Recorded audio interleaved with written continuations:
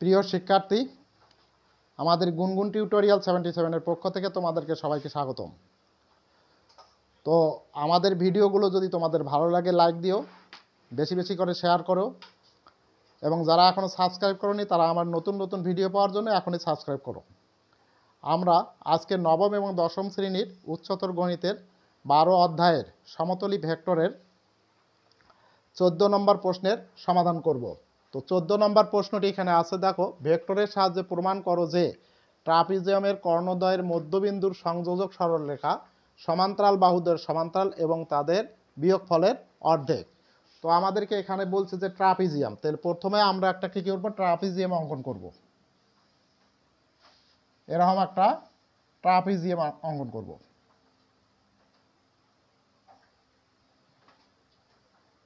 এই ট্রাপিজিয়ামটির নাম আমরা দিলাম এ, বি, সি আর ডি। তো এই ট্রাপিজিয়ামের কি বলছে, কর্ণদ্বয়। তাহলে কর্ণ কোনটি কোনটি কর্ণ? এসি একটি কর্ণ আর হচ্ছে বিডি একটি কর্ণ। এই কর্ণদ্বয়ের মধ্যবিন্দুর সংযোজক সরলরেখা। তাহলে আমরা দেখো বিডি এর মধ্যবিন্দু ধরি এটি হচ্ছে ই, এবং এসি এর মধ্যবিন্দু আমরা ধরলাম এটি হচ্ছে এফ।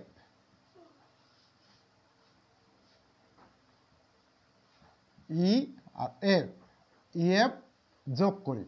তাহলে প্রমাণ করতে হবে কি, যে এডি সমান্তরাল ইএফ সমান্তরাল হচ্ছে বিসি, এবং ইএফ সমান বিসি বিয়োগ এডি।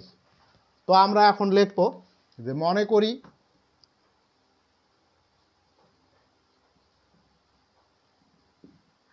এ B C D ট্রাপিজিয়ামের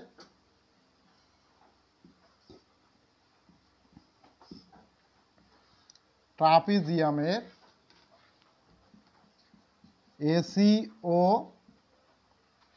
BD কর্ণদ্বয়ের মধ্যবিন্দুর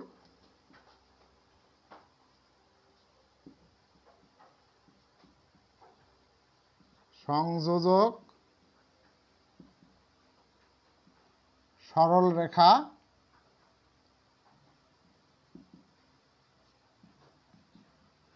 EF. প্রমাণ করতে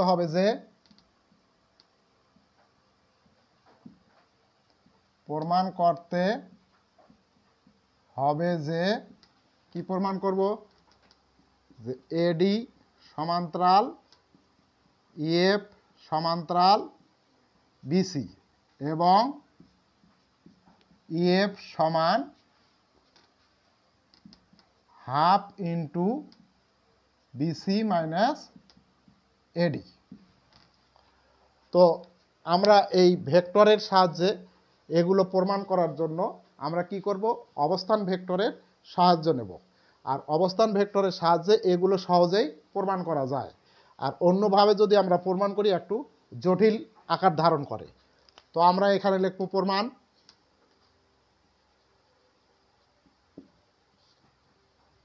ধরি কোনো নির্দিষ্ট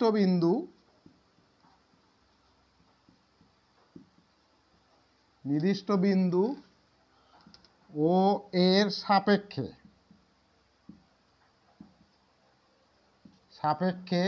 এ বি সি ও ডি এর অবস্থান ভেক্টর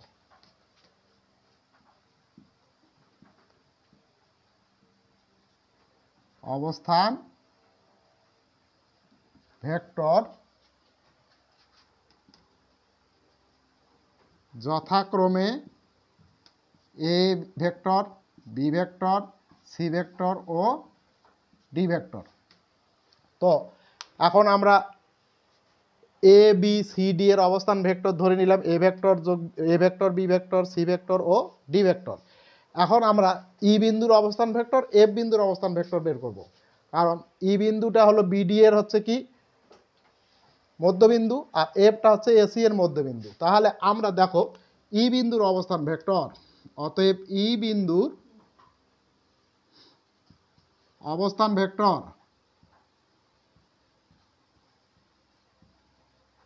অবস্থান ভেক্টর ইকুয়াল টু কি হবে হাফ বি ভেক্টর যোগ ডি ভেক্টর। আর এ বিন্দুর অবস্থান ভেক্টর ইকুয়াল টু কি হবে হাফ এ ভেক্টর যোগ সি ভেক্টর।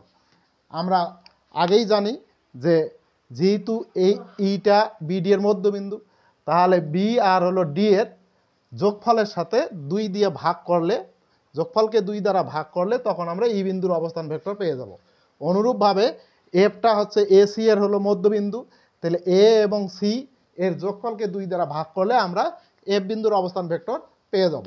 তাহলে সুতরাং ইএফ ভেক্টর ইকুয়াল টু আমরা কি পাবো, যা আমরা জানি যে যদি কোনো রেখার ভেক্টর বের করতে যাই তখন কি করতে হবে, শেষ বিন্দু থেকে আদি বিন্দুটা বিয়োগ করতে হবে। তাহলে এখানে শেষ বিন্দু কি আছে এফ, তো এফ বিন্দুর অবস্থান ভেক্টর আছে এটা, তাহলে হাফ এ ভেক্টর প্লাস হচ্ছে সি ভেক্টর মাইনাস, আর ই বিন্দুর অবস্থান ভেক্টর হচ্ছে এটা half B vector plus D vector. এখন এখান থেকে আমরা যদি হাফ কমন নেই তাহলে কি হবে এ ভেক্টর যোগ C vector minus B vector minus হচ্ছে ডি ভেক্টর। এখন আমাদের উদ্দেশ্য হচ্ছে এই বিসি আর এডি এই রেখা দুটোকে নিয়ে আসা। তাহলে এখানে বিসি আর এডি যদি নিয়ে আসি তাহলে দেখো হাফ হাফেই থাকবে, এখানে সেকেন্ড ব্র্যাকেট দেই, তাহলে বিসি ভেক্টর সমান কি পাবো C vector minus B vector. তাহলে এখানে দেখো এখানে সি ভেক্টর মাইনাস হচ্ছে বি ভেক্টর ব্র্যাকেট দিলাম, তারপরে মাইনাস, এইখান থেকে আমরা মাইনাসটা কমন নিলাম। আর এডি ভেক্টর আনতে গেলে কি করতে হবে, ডি থেকে এ বিয়োগ করবে। তাহলে এখান থেকে যদি মাইনাস কমন নেই তাহলে এখানে হবে ডি ভেক্টর মাইনাস হচ্ছে এ ভেক্টর সেকেন্ড ব্র্যাকেট ক্লোজ। এবারে দেখো হাফ হাফেই থাকবে, আর সি মাইনাস বি ভেক্টর, এই যে সি মাইনাস বি তার মানে হচ্ছে বিসি, তাহলে এখানে লিখবো আমরা কি বিসি ভেক্টর মাইনাস আর ডি মাইনাস এ, এই যে ডি মাইনাস এ তার মানে এখানে আমরা কি পাবো এডি ভেক্টর। আমরা ডাইন সাইডে এখানে লিখতে পারি যে বিসি ভেক্টর ইকুয়াল টু হচ্ছে কি C vector minus B vector, আর এডি ভেক্টর ইকুয়াল টু আমরা কি পাবো যে ডি ভেক্টর মাইনাস হচ্ছে এ ভেক্টর। এখন দেখো আমরা ইএফ সমান আমরা কি লিখতে পারি হাফ বিসি মাইনাস এডি, তাহলে অতএব আমরা লিখবো কি ইএফ ইকুয়াল টু হাফ, এখানে লিখবো কি বিসি মাইনাস হচ্ছে এডি। যদিও আমাদেরকে এগুলো মডুলাস চিহ্ন দিয়ে উঠাইতে হয়, তো এমনিও আমরা উঠাতে পারি। এখন এখানে দেখো যে কিন্তু এই এডি ভেক্টর ও বিসি ভেক্টর, এই এডি ভেক্টর আর বিসি ভেক্টর এরা পরস্পর কি, এডি আর বিসি এরা পরস্পর কি সমান্তরাল, এরা হচ্ছে পরস্পর কি সমান্তরাল। আর পরস্পর যেহেতু সমান্তরাল তাহলে উহাদের কি হবে বিয়োগফলটাও হবে এডি এবং বিসি এর সমান্তরাল। তাহলে এখন আমরা লিখতে পারি যে অতএব এই যে বিসি ভেক্টর মাইনাস এডি ভেক্টরটিও হবে এডি ও বিসি এর সমান্তরাল, এডি ভেক্টর ও বিসি ভেক্টর এর কি হবে সমান্তরাল। এখন দেখো যদি এই বিসি মাইনাস এডি ভেক্টরটিও এডি এর বিসি এর সমান্তরাল হয় তাহলে বিসি আর এডিটা কি কোত্থেকে পাচ্ছি আমরা ইএফ থেকে, তাহলে ইএফটাও হবে কি এডি এবং বিসি এর সমান্তরাল। তাহলে আমরা এখন এখানে লিখতে পারি যে অতএব কি লিখবো যে এডি সমান্তরাল ইএফ সমান্তরাল বিসি, এবং আর কি লিখতে পারি যে EF equal to half into এখানে বিসি মাইনাস হচ্ছে এডি। এখানে আমরা লিখবো কি প্রমাণিত।